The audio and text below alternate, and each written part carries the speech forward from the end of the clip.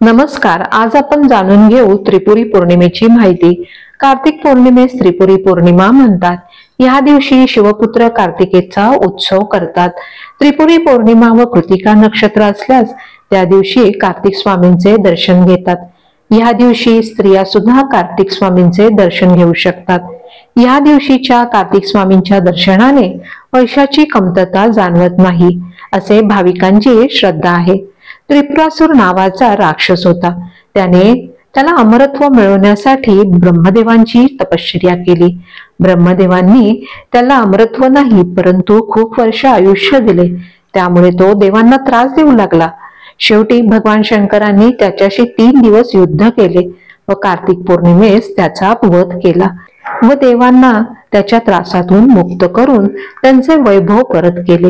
तेव्हा सर्व देवांनी भगवान शंकरांची पूजा केली, स्तुती केली व दीपोत्सव केला. या दिवशी भगवान शंकरांच्या देवळात सगळीकडे दिवे लावतात. देवापुढे असलेल्या दगडी दीपमाळेला पाचळणे म्हणतात. ही दगडी दीपमाळ लावतात. तसेच भाविक त्रिपुरी पौर्णिमेस 750 वातींची त्रिवेणी वात लावतात. 750 वाती लहान लहान द्रोणात लावून नदी पात्रात सोडतात. काही भाविक या पौर्णिमेपासून मनोरथ पौर्णिमा या एका काम्य व्रताची सुरुवात करतात. हा व्रत कालावधी 1 वर्षाचा असतो. यात प्रत्येक पौर्णिमेस चंद्राची पूजा करतात. पूजेसाठी पाटावर तांदळाचा चंद्र काढतात व त्याची पूजा करतात.